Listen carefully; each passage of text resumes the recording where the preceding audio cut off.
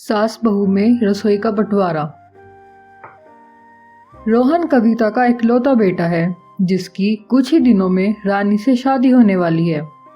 रानी एक पढ़ी लिखी और सुंदर लड़की है और रानी की केवल एक ही शौक रखती है जो है खाना बनाना।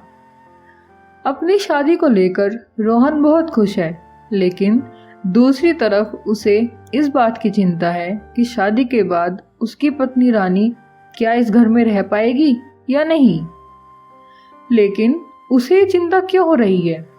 आखिर शादी के बाद एक लड़की अपने ससुराल में रहती है, तो आइए जानते हैं रोहन की इस चिंता का क्या कारण है। सुबह के करीब 4 बजे हैं। रोहन और उसके पिता अपने अपने कमरे में आराम से सो रहे हैं, लेकिन तभी उन्हें किसी के चिल्लाने की आवाज आती है और ये आवाज किसी और की नहीं बल्कि रोहन की माँ कविता की है। अरे कहाँ मर गए सबके सब? कुछ काम धाम की चिंता है या नहीं, या बस पूरे दिन सोते ही रहोगे? चलो काम पर लगो। दोनों के दोनों बाप बेटा बस सोते ही रहते हैं। इसके बाद रोहन और गोपाल काम में लग जाते हैं। गोपाल तो किचन में बर्तन साफ करता है और बेचारा रोहन घर में पोछा मारता है। लेकिन कविता आराम से टीवी देखते हुए चाय का आनंद ले रही है। इतना सब देखकर तो आप समझ ही गए होंगे कि रोहन को चिंता क्यों है। कुछ ही दिनों के बाद रोहन की शादी हो जाती है। शादी के बाद रानी अपने ससुराल में आ जाती है और कुछ ही दिनों में कविता अपना रंग दिखाना शुरू कर देती है। एक दिन जब रानी कविता के लिए नाश्ता बनाकर लाती है, कविता नाश्ता खाने के बाद उससे कहती है, हाय सुबह सुबह मूड और स्वाद दोनों खराब कर दिए। ए बहू, मायके में कभी चाय भी बनाई है क्या? कुछ भी ठीक से बनाना नहीं आता। दाल चावल हलवा तो छोड़ो, इस पे तो चाय भी नहीं आती। रानी को खाना बनाने का शौक था, लेकिन वो केवल फास्ट फूड अच्छे से बना पाती थी। लेकिन उसकी सास एकदम देसी खाना खाना पसंद करती। अपनी सास के ताने रोज रोज सुनकर अब रानी परेशान हो चुकी थी और आज आखिरकार वो उल्टा बोल ही देती है। माँ जी, मुझे तो केवल खाने में फास्ट फूड बनाना आता है। ये दाल चावल और हाँ क्या क्या बोला आपने, हलवा, ये सब मैं नहीं बना सकती। जैसा बना रही हूँ खाना है तो खाओ, वरना अपने आप बनाओ। हे भगवान, कितना बोलती है ये। चुप कर। आई बड़ी बर्गर पिज्जा बनाने वाली। इस खाने से अच्छा है जहर खा लूं। ये बर्गर और पिज्जा क्या आड़ कबाड़ बता रही है। सास बहू की लड़ने की आवाज सुनकर रोहन वहां जाता है और दोनों को लड़ता देख मन ही मन सोचता है, हे भगवान, जिस बात का डर था आखिर वो ही हुआ। ना जाने आगे क्या क्या करेंगी ये दोनों। लेकिन फिर भी रोहन अपनी पत्नी रानी को ही समझाते हुए कहता, इतनी सुबह सुबह क्यों लड़ रही हो तुम दोनों? और ये क्या तरीका है माँ से बात करने का? बड़ी है तुमसे, थोड़ा तमीज में बात करो।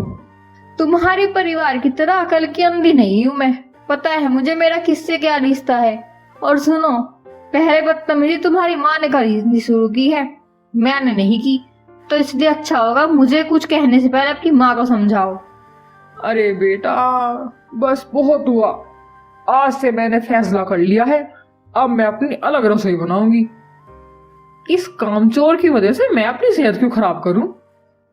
और हाँ, मेरी रसोई में कदम मत रख देना, वरना मुझसे बुरा कोई नहीं होगा। सुन लेना कान खोल के। माँ, एक ही घर है हमारा, 4 लोग रहते हैं, एक घर और 2 रसोई। खर्चा कैसे निकलेगा? इतनी बड़ी तनख्वाह नहीं है मेरी कि मैं 2 रसोई का खर्चा उठा सकूंगा। माँ, थोड़ा समझो तुम भी। रहने दो आप, यही ठीक रहेगा। कम से कम अपनी मर्जी का तो खा पाऊंगी मैं। रोज रोज इनके ताने सुनकर मेरे सर में दर्द होने लगा है। अब दोनों सास बहू अपनी अलग अलग रसोई बना लेती हैं। ना रानी कविता का बना खाना खाती और ना कविता रानी का खाना बना खाती। कविता और रानी खाना बना कर लाती हैं। गोपाल बेचारा जो खाने को देते चुपचाप खा लेता, ना उसकी बुराई करता ना उसकी तारीफ करता। रही बात रोहन की, कविता रोहन से कहती, रोहन, इस कामचोर का खाना देखकर तेरा सिर चकरा गया होगा, है ना बेटा? तू मेरा बना खाना खा, देख, तेरी मनपसंद राजमा चावल बनाए हैं, जरा तो एक बार चख के बताना कैसे बने हैं। इसकी तरह नहीं ये घास फूस खाता फिरेगा। रोहन, आप मेरा बना खाना खाइए, हेल्थी भी है और बिना ऑयल का बना है। माँ जी के खाने में तो इतना ऑयल पड़ा हुआ है जिसमें तो मैं 3 दिन का खाना बनाऊंगी। सास बहू की लड़ाई देखकर रोहन को बहुत गुस्सा आता है और वो गुस्से में दोनों से कहता है, अरे बस करो दोनों, क्या जंगली बिल्लियों की तरह लड़ रही हो। इतना कहकर रोहन वहां से उठकर चला जाता है और बिना खाना खाए अपने कमरे में जाकर सो जाता है। ये सब देखकर कविता रानी से कहती है, करमजली, आज तेरी वजह से मेरा बेटा बिना खाना खाए सोया। ना जाने कौन से बुरे कर्म किए थे जो तुझ जैसी बहू मिली। इसमें मेरी कोई गलती मत निकालो। रसोई का बंटवारा करने का शौक आपको ही चढ़ा था, मुझे नहीं। सारी गलती आपकी है। आई बड़ी मुझे गलती बताने वाली। अगर आप ये जिद ना पकड़ती तो आज हमें ये दिन ना देखना पड़ता। खाना अलग बनाने के बाद भी उन दोनों का लड़ाई झगड़ा कम नहीं हो रहा था और इधर बेचारे रोहन को बाजार से खाना मंगाकर खाना पड़ता। लेकिन रोज रात को 12 बजे से बाद में कविता और रानी एक दूसरे की रसोई में जाती और चुपचाप एक दूसरे का बना खाना खाती और खाना भी इस ढंग से खाती कि सामने वाले को पता न चले।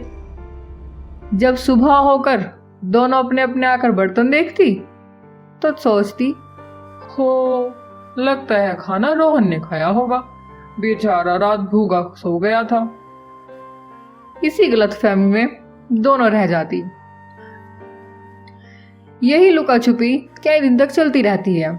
लेकिन एक रात को जब रोहन पानी पीने के लिए उठता है और जैसे ही वो रसोई में आकर लाइट जलाकर देखता है तो कविता और रानी चुपचाप एक दूसरे की रसोई में खाना खा रही होती हैं। इधर रानी अपनी सास के हाथ का बना राजमा चावल खा रही होती है और कविता अपनी बहू के हाथ के बने पिज्जा और बर्गर खा रही होती है। वाह भाई, बहुत बढ़िया। आमने सामने तो एक दूसरे की इतनी बुराई करती हो और रात में ये देखो क्या नई फिल्म चल रही है यहाँ पर। अरे माँ, अगर इतनी ही बुराई थी तो अब रात को क्यों खा रही हो? और रानी तुम, माँ का खाना तो बड़ा तुम्हें बेकार लगता था, इतना ऑयली है, इतना अनहेल्दी है, अब क्या हुआ? अब कहाँ गई तुम्हारी फिटनेस? रोहन की बात सुनकर कविता और रानी एक दूसरे की तरफ देखते हुए कहती हैं, माँ जी, मुझे आपका खाना पसंद तो है, लेकिन आप मेरे खाने की तारीफ नहीं करती, इसलिए मैं आपके खाने को बुरा बताती थी। मैं आपको हमेशा नीचा दिखाती रहती। अरे बहू, खाना तो मुझे भी तेरा अच्छा लगता है, पर क्या करूं, उम्र हो गई तो आदत हो गई थी ताने मारने की। चल मुझे माफ कर, आज के बाद ऐसा नहीं करेंगे। अब दोनों सास बहू की रसोई एक हो जाती है। उनका परिवार खुशी खुशी रहने लग जाता है। यहीं पर हमारी कहानी खत्म होती है। अगर आपको हमारी कहानी अच्छी लगी हो तो हमारी वीडियो को लाइक करें और हमारे चैनल को सब्सक्राइब करें। अगर आप हमारे चैनल को सब्सक्राइब करेंगे तो आपको ऐसे ही मज़ेदार कहानियाँ और देखने को मिलेंगी।